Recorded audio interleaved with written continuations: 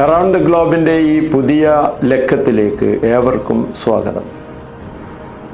ലണ്ടനിലെ ഇക്വഡോർ എംബസിയിൽ അഭയം തേടിയിരുന്ന Julian അസാഞ്ചിനെ London police arrest ചെയ്തത് അന്താരാഷ്ട്ര തലത്തിൽ വലിയ വിമർശനത്തിന് കാരണമായിട്ടുണ്ട്. കുറേ വർഷങ്ങളായി ഇക്വഡോർ ഗവൺമെൻറ്റിൻ്റെ സമ്മതത്തോടുകൂടി എംബസിയിൽ കഴിയുകയായിരുന്നു വിക്കിലീക്സ് സ്ഥാപകനായ ജൂലിയൻ അസാഞ്ച്. ഇക്വഡോറിൽ വലതുപക്ഷ തീവ്രവാദിയായ ലെനിൻ മൊറീനോ അധികാരത്തിലെത്തിയതോടുകൂടി ജൂലിയൻ അസാഞ്ചിൻ്റെ കാര്യം കഷ്ടത്തിലായി. ഇക്വഡോർ ഗവൺമെൻറ് തന്നെയാണ് ലണ്ടനിലെ മെട്രോപൊളിറ്റൻ പോലീസിനോട് എംബസിയിൽ കടന്ന് അദ്ദേഹത്തെ അറസ്റ്റ് ചെയ്യാൻ അഭ്യർത്ഥിച്ചത് എന്ന് കേൾക്കുന്നു. യഥാർത്ഥത്തിൽ അമേരിക്കയുടെ അക്രമങ്ങളെക്കുറിച്ച് ലോകത്തിൻ്റെ വിവിധ ഭാഗങ്ങളിലെ ആളുകൾക്ക് അറിവ് നൽകുക എന്ന മഹത്തായ ഒരു ദൗത്യമാണ് അസാഞ്ച് നിർവഹിച്ചത്. ഇറാഖിലും അഫ്ഗാനിസ്ഥാനിലും സോമാലിയയിലും അതേപോലെയുള്ള പ്രദേശങ്ങളിലുമൊക്കെ സൈനികമായി ഇടപെടുന്നതിൻ്റെ വളരെ വ്യക്തമായ വിശദമായ രേഖകളാണ് അമേരിക്കൻ ഇൻ്റലിജൻസിലെ ഉയർന്ന ഉദ്യോഗസ്ഥയായ ചെൽസി മാനിങ്ങിൻ്റെ സഹായത്തോടുകൂടി അസാഞ്ച് പുറത്തുവിട്ടത്. ജൂലിയൻ അസാഞ്ചിൻ്റെ പേരിൽ ശിക്ഷിക്കപ്പെടേണ്ട വല്ല കുറ്റവുമുണ്ടോ എന്ന് അന്ന് പ്രസിഡൻ്റായിരുന്ന ബറാക്ക് ഒബാമ നിയമവിദഗ്ധന്മാരുമായി ചർച്ച ചെയ്തിരുന്നു. ഓസ്ട്രേലിയൻ പൗരനായ അസാഞ്ചിനെ പിടികൂടുന്നതിനും വിചാരണ ചെയ്യുന്നതിനും അമേരിക്കൻ നിയമങ്ങളിൽ വകുപ്പില്ല എന്ന ഉപദേശം കിട്ടിയത് മൂലമാണ് ഒബാമ അദ്ദേഹത്തെ പിടികൂടുന്നതിന് ബ്രിട്ടൻ്റെ മേൽ പ്രത്യേക സമ്മർദ്ദം ചെലുത്താതിരുന്നത്. മാത്രമല്ല, ഒരു വിരോധാഭാസം കൂടിയുണ്ട്. അമേരിക്കൻ പ്രസിഡന്റ് തെരഞ്ഞെടുപ്പിൽ മത്സരിക്കുമ്പോൾ വിക്കിലീക്സ് രേഖകളായിരുന്നു ഡൊണാൾഡ് ട്രംപും അദ്ദേഹത്തിൻ്റെ അടുത്ത അനുയായിയും ഇപ്പോൾ സ്റ്റേറ്റ് സെക്രട്ടറിയുമായ പോംപിയോവും കാര്യമായി പ്രചരണായുധമായി ഉപയോഗിച്ചിരുന്നത്. ഈ സാഹചര്യത്തിൽ അസാഞ്ചിനെ പിടികൂടിയ ലണ്ടൻ പോലീസ് അദ്ദേഹത്തെ അമേരിക്കയിലേക്ക് കൊണ്ടുപോകാൻ അനുവദിക്കുമോ എന്നത് ലോകം വളരെ ഉത്കണ്ഠയോടുകൂടി നിരീക്ഷിച്ചുകൊണ്ടിരിക്കുകയാണ്. ഒരു ഓസ്ട്രേലിയൻ പൗരനാണ് അസാഞ്ച് എന്നത് ഈ പ്രശ്നം കൂടുതൽ സങ്കീർണമാക്കുന്നു. കേരള മുഖ്യമന്ത്രി ശ്രീ പിണറായി വിജയൻ SNC ലാവലിൻ വിവാദത്തിൽ നിന്ന് എങ്ങനെ രക്ഷപ്പെട്ടു എന്നതിനെക്കുറിച്ച് കേരളീയർക്ക് ഇപ്പോഴും വലിയ തീർച്ചയൊന്നുമില്ല. ഏതാണ്ട് പിണറായി വിജയനെ പോലെ കനേഡിയൻ പ്രധാനമന്ത്രിയായ ജസ്റ്റിൻ ട്രൂഡോയും ഇപ്പോൾ SNC ലാവലിനുണ്ടാക്കിയ അഴിമതി വിവാദത്തിൽപ്പെട്ടു ഉഴലുകയാണ്. കനേഡിയൻ കമ്പനിയായ SNC ലാവലിൻ്റെ ഒരു പ്രധാന സ്വഭാവം മറ്റു രാജ്യങ്ങളിൽ നിർമ്മാണ കരാറുകൾ നേടുന്നതിന് കൈക്കൂലി കൊടുക്കുക എന്നതാണ്. ലിബിയയിലും മറ്റ് ചില രാജ്യങ്ങളിലും ലാവലിൻ കൈക്കൂലി കൊടുത്തതിനെക്കുറിച്ച് കനേഡിയൻ മാധ്യമങ്ങൾ വാർത്തകൾ റിപ്പോർട്ട് ചെയ്യാൻ തുടങ്ങിയതോടുകൂടി ജസ്റ്റിൻ ട്രൂഡോ വലിയ കുഴപ്പത്തിലായി.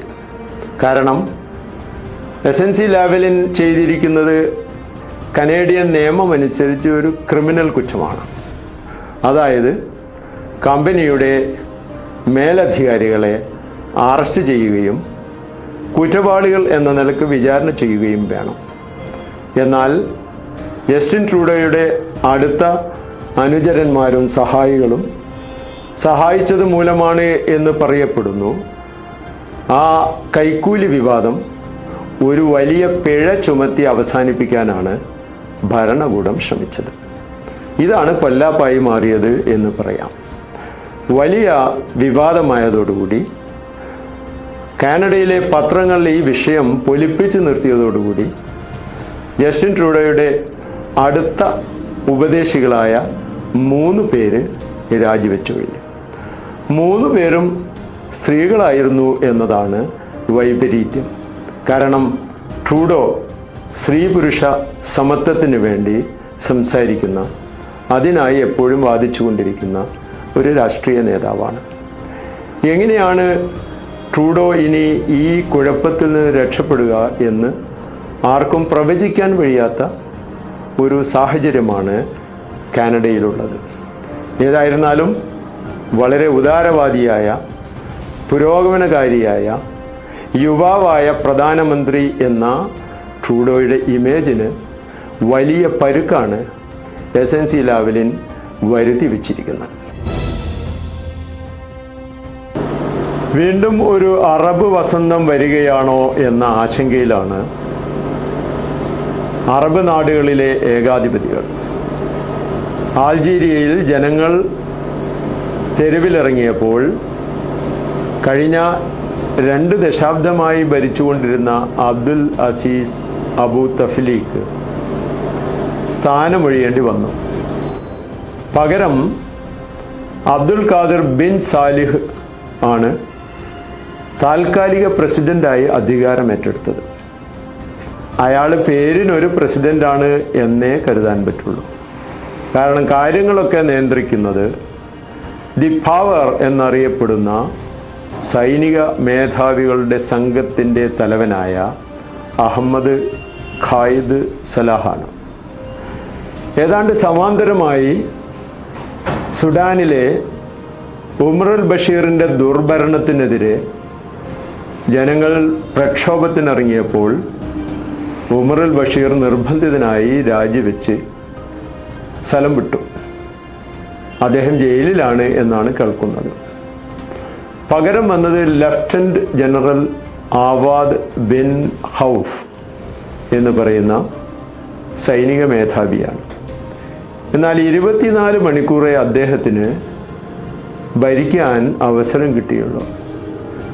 ജനസമ്മർദ്ദം വർദ്ധിച്ചപ്പോൾ മറ്റൊരു ലഫ്റ്റനന്റ് ജനറൽ അദ്ദേഹത്തെ പുറത്താക്കി ആ സ്ഥാനത്ത് കയറി നിൽക്കും. സുഡാനിലെ ഒരു പ്രധാനപ്പെട്ട പ്രശ്നം സൈനിക മേധാവികൾക്കിടയിലുള്ള അഭിപ്രായ ഭിന്നതകളാണ്. അതുകൊണ്ട് തന്നെ സുഡാനിലെ പ്രതിസന്ധി ഇനിയും തുടരാനാണ് സാധ്യത. ജനാധിപത്യത്തിൻ്റെ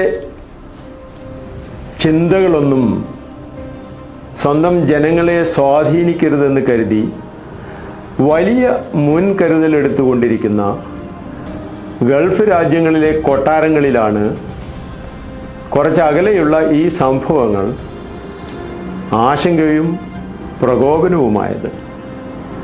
2012 അറബ് വസന്തത്തിൻ്റെ ആദ്യാധ്യായം അരങ്ങേറിയപ്പോൾ അത് തടയുന്നതിന് വൻതോതിൽ പണം ചെലവഴിക്കുന്നതിന് സൗദി അറേബ്യയും UAEയും മുമ്പിലുണ്ടായിരുന്നു.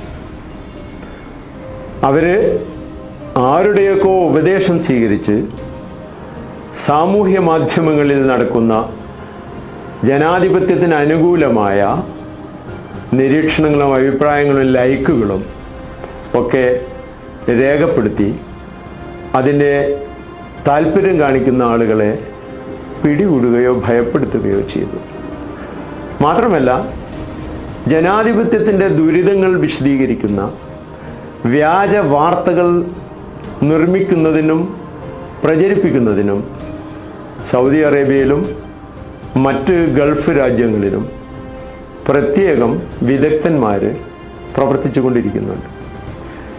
എങ്കിൽ പോലും അറബ് വസന്തത്തിൻ്റെ ഈ 2ാം എപ്പിസോഡ് അത്തരം സൂത്രങ്ങളിലൂടെയൊന്നും ജനാധിപത്യത്തെ തടഞ്ഞു നിർത്തുക സാധ്യമല്ലെന്നാണ് നമ്മുടെ മുമ്പിൽ തെളിവായി പ്രത്യക്ഷപ്പെട്ടുകൊണ്ടിരിക്കുന്നത്. മാധ്യമപ്രവർത്തകരെ സന്തോഷിപ്പിക്കുന്ന ഒരു വാർത്ത ഇതാ.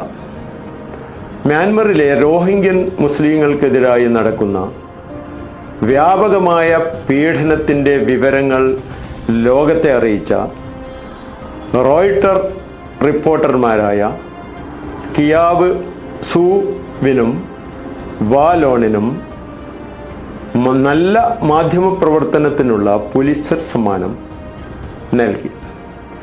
ഈ 2 റിപ്പോർട്ടർമാരും കഴിഞ്ഞ 7 വർഷമായി മ്യാൻമറിലെ കുപ്രസിദ്ധമായ ഒരു ജയിലിൽ തടവുകാരാണ്.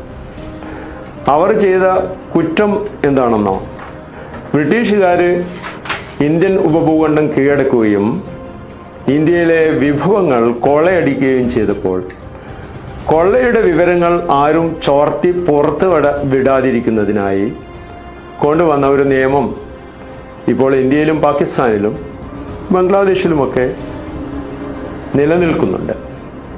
ഔദ്യോഗിക രഹസ്യ നിയമം. ഈ നിയമങ്ങൾ ലംഘിച്ചു എന്ന് പറഞ്ഞുകൊണ്ടാണ് റോയിട്ടർ റിപ്പോർട്ടർമാരെ മ്യാൻമറിലെ സൈനിക ഭരണം അറസ്റ്റ് ചെയ്ത് ജയിലിലിട്ടത്. ഒരു കാലത്ത് സൈനിക ഏകാധിപത്യത്തിനെതിരായി സമരം ചെയ്തിരുന്ന ഒരു പ്രസിഡൻ്റാണ് ഇപ്പോൾ മ്യാൻമറിൽ നാമമാത്രമായെങ്കിലും ഭരിക്കുന്നത് എന്നുകൂടി നമ്മൾ ഓർക്കേണ്ടതുണ്ട്. അറൗണ്ട് ദ ഗ്ലോബിൻ്റെ ഈ ലക്കം ഇവിടെ അവസാനിക്കുന്നു. എല്ലാവർക്കും നന്ദി.